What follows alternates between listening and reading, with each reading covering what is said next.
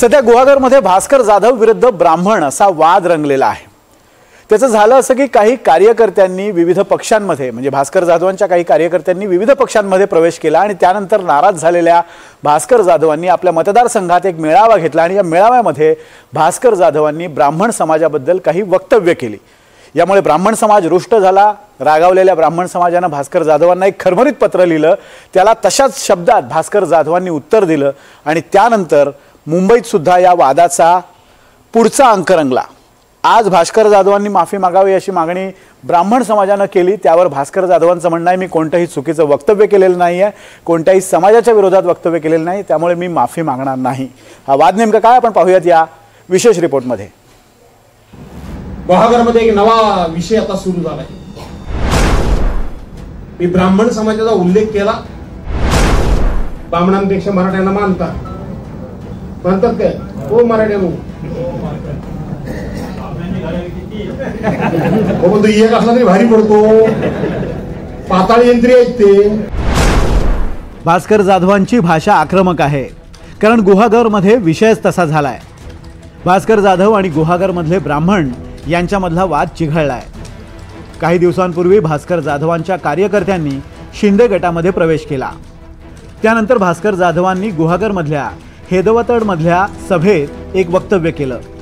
ब्राह्मण समाजातल्या काही जणांचं वर्चस्व आपण संपवल्याचं त्यावेळी भास्कर जाधव त्या भाषणात म्हणाले।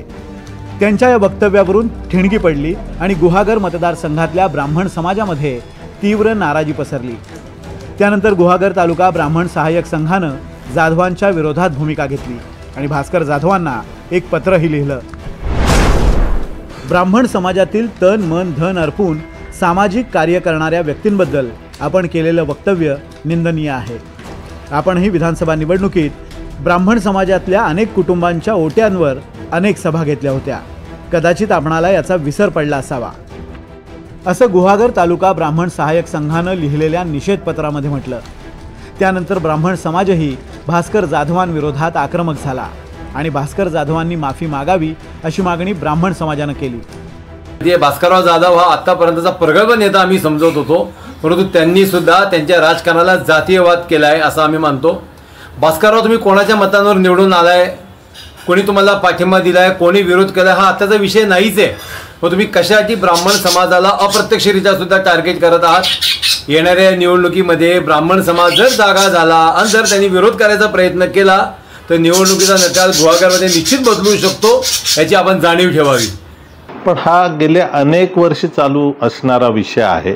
अनाजी पंताची उपमा प्रत्येकाला द्यायची, हा कोणाचा तरी राग कोणावर तरी काढायचा हा प्रयत्न आहे आणि वेगवेगळ्या गोष्टी ज्या त्या काही उत्तरच देऊ शकत नाहीत। याला केवळ जातीचा आधार घेऊन एक तक्रारी करायची आणि त्यांना वेगळ्या पद्धतीनं बोलायचं, या पद्धतीचा प्रयोग हा आता नवीन सुरू झालेला आहे आणि जातीच्या आधारे जे मतदार आहेत किंवा जे फॉलोअर्स आहेत यांना घाबरवण्याचं काम वेगळं सुरू झालेलं आहे।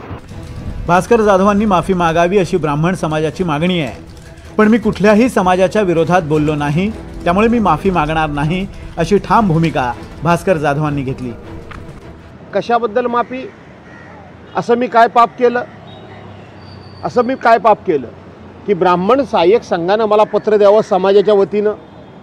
मी समाजाचा कुठेही उल्लेख केलेला नाही, मी कुठेही समाजाबद्दल टीका टिप्पणी केलेली नाही, मी समाजाबद्दल एकही अवाक्षर बोललेलो नाही।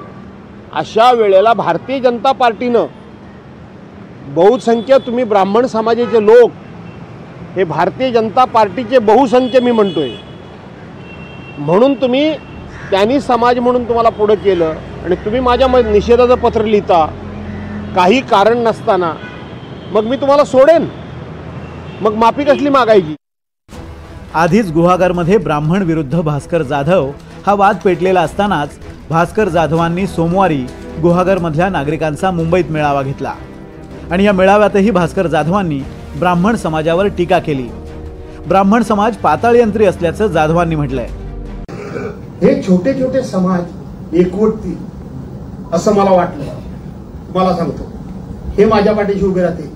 मराठ्यांनी जर मनावर घेतलं तर गावामध्ये नक्कीच मराठ्यांना मानणारा वर्ग आहे। ब्राह्मणांपेक्षा मराठ्यांना मानतात, म्हणतात काय हो मराठ्यानो हो तो एक असला तरी भारी पडतो. पाताळ यंत्री आहेत ते. एक असला तरी तुम्हाला माहित नाही काय करू गिरमिट लावतो. काही दिवसांपूर्वी नितेश राणेंनी केलेली टीका भास्कर जाधवांच्या जिव्हारी लागली आहे. नितेश राणे यांनी भास्कर जाधवांना शिवीगाळ केली होती. त्यावेळी टाळ्या वाजवणाऱ्यांमध्ये भाजपचे विनय नातू यांच्यासारखी मंडळी होती असा भास्कर जाधवांचा आक्षेप आहे. मला शिव्या, माझ्या बायका पोरांना शिव्या, माझ्या हयात नसलेल्या आईबद्दल जे उद्गार काढलेत मी आज सांगतो. लढाई कितीही मोठी होऊ द्या, माझ्या मयत आईबद्दल तुम्ही घाणेरडे शब्द वापरले बा. राजकीय कारकीर्द संपली तरी चालेल पण हरामखोरांना तुम्हाला सोडणार नाही एवढं लक्षात ठेवा. पण हा वाद जरी ब्राह्मण समाज विरुद्ध भास्कर जाधव असा दिसत असला तरी त्या वादाला राजकीय सद्यस्थितीची किनार आहे. 2024 सालच्या विधानसभा निवडणुकीत भास्कर जाधवांचा निसटता विजय झाला. या मतदारसंघात कुणबी समाज जवळपास 60% आहे. उर्वरित 40%त खारवी, भंडारी, मुस्लिम, मराठा, ब्राह्मण आणि इतर समाजाची मतं आहेत. यावेळी कुणबी मतदार भास्कर जाधव यांच्यापासून दुरावल्याचं चित्र आहे. जवळचे सहकारी भास्कर जाधवांची साथ सोडून शिंदे गटात प्रवेश करतायत. खारवी समाजाचे महेश नाटेकर, भंडारी समाजाच्या नेत्रा ठाकूर यांनी शिंदे गटात प्रवेश केलाय. खेडच्या खाडीपट्ट्यातील ज्या 3.5 जिल्हा परिषद गटात जाधवांना लीड मिळतो तिथून अनेकांचा शिंदे गटात प्रवेश झालाय. त्यामुळे कुणबी समाजासह इतर समाजाला गोंजारण्याचा जाधवांचा प्रयत्न असल्याची ही चर्चा आहे. राजकीय व्यासपीठ आणि जाती यामध्ये गल्लत झाली की काय वाद होतात आणि ते कसे वाढतात, तसंच त्याला जातीय रंग कसा दिला जातो हे यातून समोर आलंय. त्यामुळे जातीय सलोख्याचं राजकारण करावं की जातीय विद्वेषाचं याचं भान प्रत्येक नेत्यानं ठेवायला हवं. Bureau report, NDTV Marathi, Mumbai.